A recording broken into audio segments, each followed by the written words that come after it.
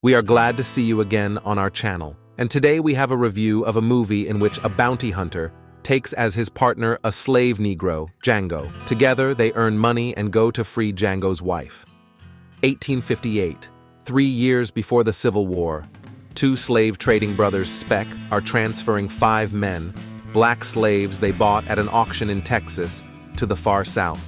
Along the way, they meet a lone traveler who introduces himself as King Schultz, a dentist, and says he is looking for them. King Schultz. He asks the slaves who worked on the plantation, and Django replies that he is from there. The doctor expresses interest in his persona. He asks the slave if he knows the Brittle brothers, to which he gets a positive answer. Django lists the brothers' names: Wigjon, Elise, Raj. They work as supervisors at the Caruco plantation. The doctor wants to know if the slave will recognize them if he sees them. Django, but they are interrupted by one of the Speck brothers. On the doctor's offer to buy back Django, he says that slaves are not sold. The doctor speaks politely to him, but Speck directs the weapon and chases him away. Then the doctor shoots him, taking his life, and shoots the second brother. Hitting his horse, the brother falls off and breaks his leg. The doctor frees Django, leaving the money to Speck, saying he buys him. He gets into his carriage. Django rides a horse nearby and tells the other slaves that they can put a bullet in Speck and go to a more developed part of the country, pointing them the way according to the North Star. The doctor and Django arrive in Dowry, Texas, catching the gaze of others as the Negro rides the horse. They enter a bar where the owner tells them to get Django away, but the doctor chases the host away and tells Django that they will have to serve themselves. He pours them beer and tells Django that he is no longer a dentist, but a bounty hunter. He explains that the state puts a price on a man. The doctor tracks him down, takes his life, then brings the body to the authorities as proof of his work and is paid a bonus. The doctor explains to Django that he, as he said earlier, is looking for the Brittle brothers, but does not know what they look like, and the slave knows. The doctor sets his terms. The slave will help him find the brothers, and for this, they will have to go around all the plantations, show what they look like, and then the doctor will release him and pay $25 for each of the 3. The sheriff walks into their bar. They go outside with him, and he, in front of all the people, asks why they came to his town and stirred everyone up. The doctor shoots him twice. All the people run away. The doctor tells the owner of the bar that he can also call a marshal. Marshal is not waiting. He is on his way to the bar, giving instructions. They surround the bar and tell the doctor that he and the slave should come out with their hands up. At this time, the doctor inside does not care at all. He replies to the marshal that he is ready to leave, but demands that he promise that he will not be shot in the street before trial. The doctor and Django go outside, and the doctor explains that the sheriff is a dangerous wanted criminal with a bounty on him. He also shows a warrant issued to him by a judge. He tells the marshal that he owes him $200. The doctor and Django are on their way. Stopping to rest, Django says that when they find the brothers, he will find his wife and buy her freedom. He shares with the doctor his story that the master did not believe in the marriage of slaves, so they were taken to the auction and sold separately. He says his wife's name is Brunhilde, and she speaks German. Brunhilde. The doctor and Django arrive in Tennessee. The doctor explains to the slave that they will have to put on a show at the plantation and he will have a role.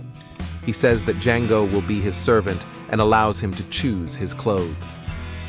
And now, Django, you may choose your character's costume. Django in a blue suit, on a horse, and a doctor in a carriage drive to the plantation. They meet there Spencer Bennett, Big Daddy, who immediately emphasizes that Black cannot ride the horse, but the doctor explains everything to him. He explains that they have come to buy one of the Negroes and offers Spencer $5,000. He offers the doctor a cup of tea, and one of the slaves will show Django possession. Spencer Bennett. The doctor emphasizes that Django is not a slave and should be treated accordingly. It's against the law for niggas to ride horses in this territory. The Negro girl shows everything to Django, and he asks if there are 3 Brittle brothers here. She replies that there is no such name, but says that there is someone similar and points to the plantation. Django takes binoculars and sees one of the brothers. He recollects how he whipped his wife. Then he asks the girl about the other 2 brothers, and she shows him where to go. She says, they're about to whip someone. Django goes to the stables where the brothers are about to whip a black girl. He catches up in time and shoots right at one of them. Then he takes the whip and whips the other, and then he shoots him. The doctor is subdued and Django shows him the 3rd brother, who is riding a horse across the field. The doctor asks if this is accurate, and after receiving a positive answer from Django, shoots him with a gun. The doctor explains to the arriving Spencer Bennett that they acted within the law and the dead were wanted. He also shows a warrant, and they leave. The doctor tells Django that his wife was named as a heroine of German legends because it is a German name. So her owners are Germans. According to legend, the girl was a princess, daughter of the supreme god. She disobeyed her father, and he sent her to guard the mountain, surrounded by flames and a fire-breathing dragon. Then came the brave hero who saved her. The hero climbed the mountain and took the dragon's life because he was not afraid of anything. He went through hellfire because the girl was worth it. Django says he knows what that hero felt. The doctor says he understands him and explains to Django that going to the auction is not a good idea because he is black. It is dangerous. The doctor asks if Django likes to hunt heads, and Django says, to take the lives of whites, and you are paid for it, of course. Then the doctor offers Django to become his partner for the winter in a bounty hunt, earn a lot of money, and then go to rescue the girl. Django accepts the offer. Django and the Dr. King, in cowboys' costumes and horses, go hunting. Django gets 1/3 of the earnings for every criminal deprived of life, so they spend the entire winter. After a very frosty and profitable winter, Django and King descend from the mountains and go to Mississippi. It is there that they learn that Brunhilde is on a plantation in Candyland, bought by the brutal slave owner, Calvin Candy. On this farm, slaves are forced to fight each other to the death in front of the fireplace. So Django and King go there as buyers of fighters. They enter the house to Calvin Candy. He just sits in front of the fireplace and watches the fight. The doctor goes to chat with the owner, and Django heads to the bar. Candy's fighter wins the fight. Calvin Candy. Between Calvin and Django with King, a conversation ensues. The doctor says they need he best fighter, but it's not something the master wants to sell. Then the doctor explains that they have come to buy a fighter at the highest price.